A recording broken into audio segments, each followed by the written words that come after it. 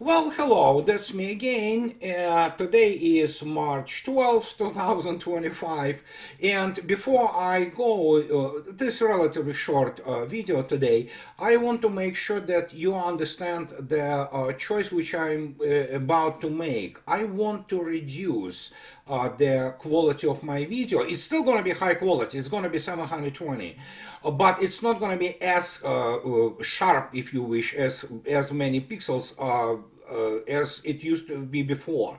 It's really excessive, honestly, to accommodate this type of the videos in terms of the quality, and they are really large. They take a lot of space. They take up a lot of space on the hard drive, and they are usually much slower in terms of handling them. So I will make a run of several videos at 720, and then we'll take a look at what can we do if there will be many complaints, and we'll go from there. Anyhow, so now I love when ambiguities disappear, and finally we can say that okay, as I repeat non-stop, and America is the existential enemy of Russia. The way United States exists today, it cannot be any otherwise, and I will repeat that again and again and again, and no matter who is in power. So we have Mr. Trump and whatever passes in the United States for diplomacy, so to speak, trying to do and score PR victories, because these are the only type of victories which United States can do at this stage. Well, even Mr. Trump himself admits that, actually all cards on hand of Putin. But here we are. So we have Mr. Waltz, National Security Advisor, and he talks about this ceasefire thing. Which they signed with Ukraine. Okay, that's fine. Yeah, they can sign whatever they want, and wants to talk to Russian officials soon. That's what he says. I will talk to my Russian counterpart in the coming days, Waltz added. According to the US National Security Advisor, as a result of this positive step forward, the president has decided to leave the pause on aid on our security assistance to Ukraine going forward, and that's effective immediately. There you go. So Russians are very happy now that they know you cannot trust Americans. Doesn't matter who is in power. These guys, they think that they somehow, control the situation. They don't, but it's just the way it is. So United States does what it does, and there is no doubt now the Trump administration is interested in continuation of the, basically annihilation of Ukraine, if they don't understand what they are doing, which I think that they don't, because all this thing just doesn't fit into the normal logic, not only of the international relations, but also into the balance of power. Rubio, in turn, stated that the Ukrainian delegation has expressed readiness to enter into the ceasefire and into immediate negotiations with Russia. The Secretary of the State added that and here is the key point, ball is now in Moscow's court. Well, what can I say? If they think that ball was never in the Russian corner, I have a bridge to sell them. And fact is, many people went yesterday apoplectic, actually, that, oh my God, they did something to Russia. They did nothing to Russia. And first, a reaction which went from the very top already speaks that, they can sign whatever the agreements they want. It doesn't matter. And that's the whole point. What's the United States going to do about it? Nothing. They simply have no resources. And continuation of the military aid, there are now all kinds of reasons to believe that all this pause never was a really pause. It was the old charade, all for the show, and it never really stopped. It was merely, rerouted through the different channels, but it doesn't save Ukraine. And we'll talk about this shortly, but here is the reactions which went from people who matter in Russian political establishment. And the first reaction was, he is the deputy chair of this Federation Council. He is basically Russian Senate. He is a critical senator, former diplomat, and so here he is, Mr. Kosachev. Any agreements on Ukraine will be on Moscow terms, not Washington's. These agreements are written at the front, and front mean the special military operation, and the United States must understand this, said Deputy Speaker of the Federation Council Konstantin Kosachev, commenting on the negotiations between American and Ukrainian delegations in Saudi Arabia. And we know that it was primarily for the domestic audience to show that Trump administration somehow is powerful, and try to do some things, and according to their plan. They don't have plan. So they have this thing like, oh yeah, we set up the trap. No, it's not the trap. So, well, no less than Maria Zakharova also made sure that she is on record, and this is today also. Moscow forms its position not at the expense of some agreements or the efforts of some parties abroad, but independently and within Russia. Foreign Ministry spokeswoman Maria Zakharova said on Radio Sputnik, commenting on the results of the negotiations between Washington and Kiev. Simple as that. Moscow takes the pause, and as you saw in the beginning of this video, Moscow is not in no rush, and there are all kinds of things happening, and you have to understand, as I repeat ad nauseam, all this hustle, all this, soap opera which is happening in the diplomatic circles right now. I want to repeat again the famous truism rephrasing by Zhou Enlai, the premier of China in 1954. Diplomacy is the continuation of the war by other means. And only people who slept under the stone for the last year are going to miss what is happening right now. Well, I have news for you guys. And Kursk, catastrophe, so to speak, which was planned by Washington, but primarily by British, is over. The reason it is over because the wiping out of the remaining forces there proceeds apace, and everybody, of course, heard about the absolutely brilliant and heroic dash of the Akhmat guys and Russian paratroopers using the pipe. That's interesting thing, and so Sudzha is liberated today, and if you take a look, which is still outdated, but this is the best I could come up with for you guys. This is the map for today of the Kursk region. So yeah, Russians are already in the Sumy, the main, so to speak, anchor of Sudzha was liberated in a lightning strike.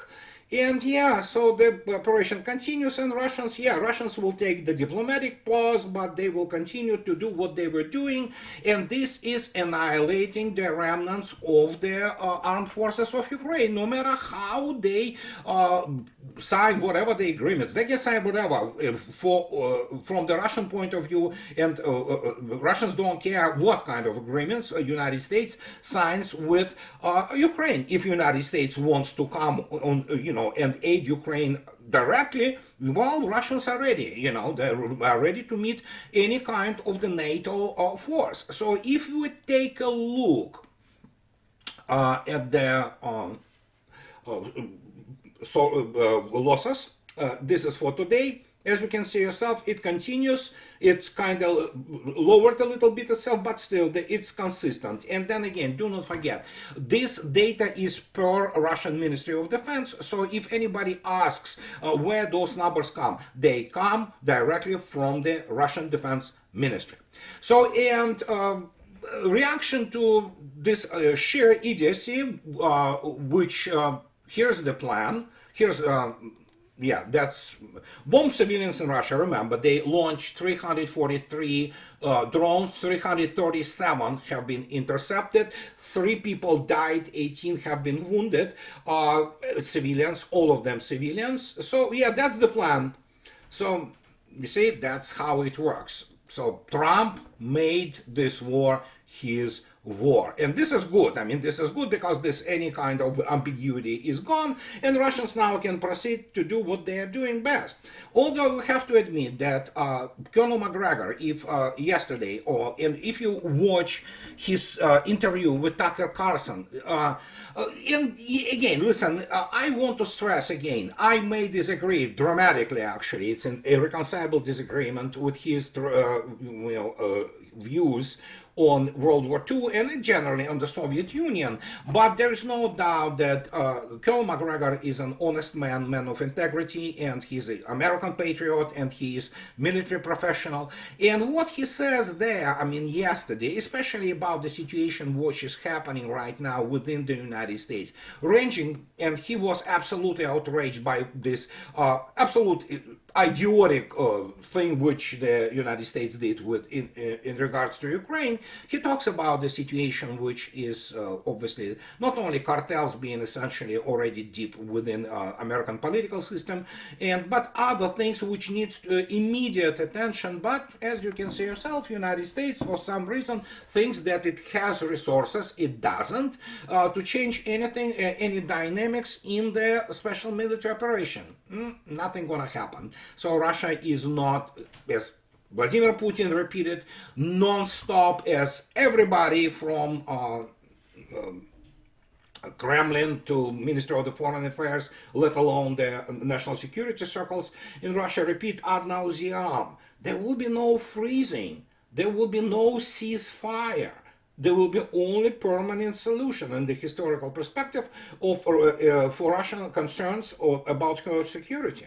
Simple as that. So, and that pretty much speaks volumes about how this whole, well, charade, it's show, well, Trump is showman, that's his understanding of diplomacy, well, presented itself. So basically that's what it is, nothing more, show. So, and special military operation continues, and there are other interesting news which come from that. So, and if you take a look at what Mr. Peskov stated, you can go to RT, and it's there, statements of Mr. Peskov, the spokesman for Kremlin, where he says that, I mean, we have to stop really listening and, follow whatever is reported in the Western media, because most of it is lie. Just simple as that.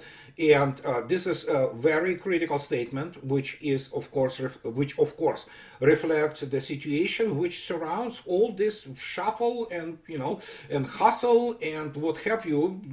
So, and just as I already stated, follow the official statements from Russia if you want to know Russian position. Not some, even me. I mean, don't listen to me unless, of course, I refer to the official statements, as I did from the get-go in this video, and I quoted essentially Mr. Kosachev and Mrs. Zakharova. So you know that this is not me speaking, not my speculation. I was talking about on the official position of Russian Federation. Meanwhile, European chihuahuas, oh my gosh, we have this interesting situation. NATO meeting. So they, it's Reuters. In rare meeting without US ally, Western Army chiefs meet to show Ukraine unity. And so it was in Paris and Quebec, yeah, whatever. More than 30 army chiefs among Washington's closest allies met in Paris on Tuesday without their US counterparts, seeking to take on more responsibility over the Ukraine war, given President Donald Trump's unpredictability and rapprochement with Moscow. First, I have a good news for them. There is no rapprochement with Moscow. There are contacts there talking, which is good, but there will be no rapprochement, and there will be no any kind of the deal between Russia and the United States. The deal can happen only when Russians get what they already stated many times, including starting from the December 2021. The conditions are very clear, and as already everybody from Russian side stated, no, it will be on Russian conditions, or no, not at all. And this is the way, take it or leave it, so, and, but I don't know how Europe with those army chiefs can do anything about anything, so, especially this pathetic attempt on friends, to pretend that it somehow matters in the international relations. But yeah, they sit there, they talk about how they can basically squeeze more money from the taxpayers already suffering tremendously, for example, in UK and in other countries, and yeah, just buy more crap. And even that probably is not, significant, because obviously we have to constantly adjust things for inflation and growing costs of producing even the most pathetic weapons. And here is the, so to speak, some evidence to this, that when you have even these guys, which are Ukrainians or whatever's left of them, complaining that, US made F-16 fighter jets supplied to Ukraine by Western sanctions cannot fully compete with Russian Su-35 multi-role fighter in aerial combat. Ukrainian Air Force spokesperson Yuri Ignat has said. Modifications that Ukraine has cannot compete on one in the air battle. We need a comprehensive approach, as the Russian Su-35 is a relatively new jet, he said. This includes ground-based air defense, electronic warfare system, and ideally an airborne radar. Also crucial are onboard radars for our aircraft and air-to-air missiles. Well, I have news. As already have been stated, any modification of F-16 is obsolete and has no chance against Su-35, or for that matter, Su-37 SM-2, and for that matter against MiG-31. All carriers of two types of weapons which outrange, and they're shoot and forget weapons which outrange anything in the arsenal of the United States or Europe. And this is, of course, as I already stated many times, R-77, for some reason called Amramsky. It still outranges the AIM-120 MRAM, and of course R-37 with the range up to 400 kilometers. You just cannot do anything about it unless you rethink completely your idea of the air-to-air combat. And Russians fight the air-to-air combat by, well, basically annihilating roughly 800 aircraft from the Ukrainian inventory. They fight it as the system, which of course, United States, for example, got used to fighting when, having those fights with, the mighty air forces of Afghanistan or Iraq Air Force, which dissipated pretty much at the first news that US Air Force was in the area. So this is, doesn't matter which kind of the aircraft they supply, Typhoon, F-22, F-35, let alone this. So it doesn't matter. It's like the nude, from the aliens. Remember, talking to Ripley. It doesn't matter. They come at night, and nothing you can do about it. And so this is what it is, and this also basically sits extremely well with what Mr. Kosachev and Maria Zakharova state.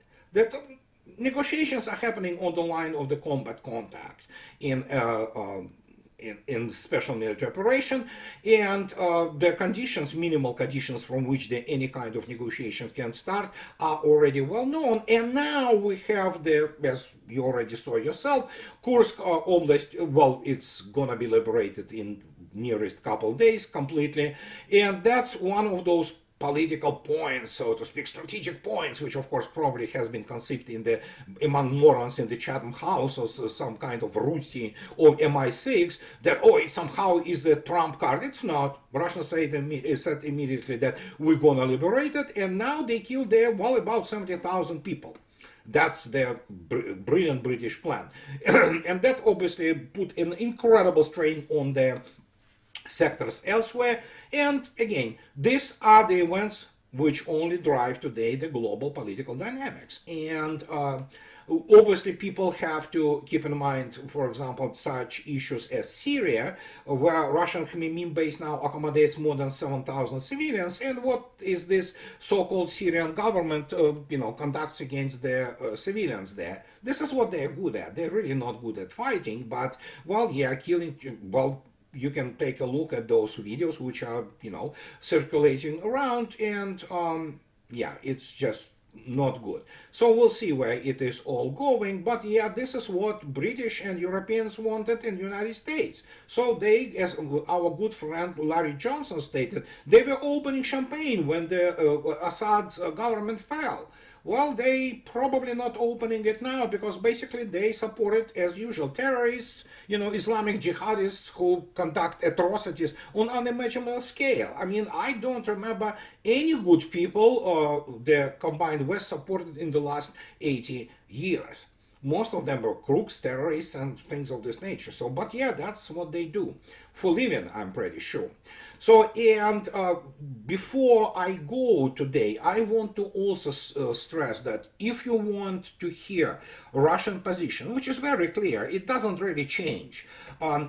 Watch the wonderful interview of Judge Napolitano and our dearest friend Larry Johnson speaking to Mr. Lavrov and Maria Zakharova.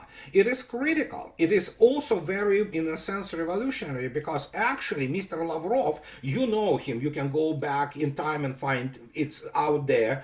The moment when he stated a few years back when, to CNN when they were asking him questions that he said, "I'm not answering anything. You just can make up whatever you want. This is what you do."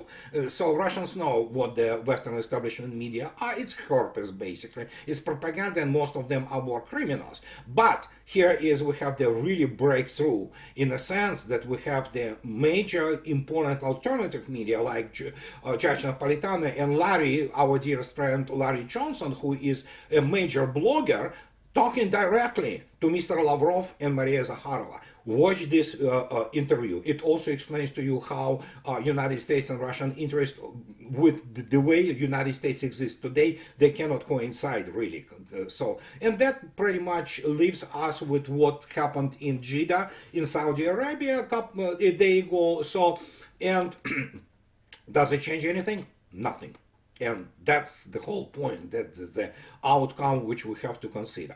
So, and this is what I wanted to tell you guys today. I don't think so I have much to... oh, yeah, I do have. The last one.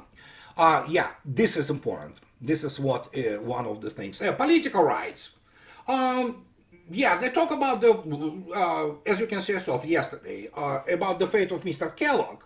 Nobody understands why he is there, but they know that correctly. Kellogg, in the eyes of Ukraine NATO supporters in and outside of Washington, is seen as the staunch Russia hawk with real MAGA bona fides who understood the difficulties and pitfalls of negotiation with Vladimir Putin. None of them understand anything. As I already stated many times, there is not a single Russian professional and expert within any kind of the political or media establishment and military intelligence establishment in the United States. And the risk of a bad peace deal that could count and on favorable terms for Moscow. So, and they talk about that he was essentially, basically, sidelined.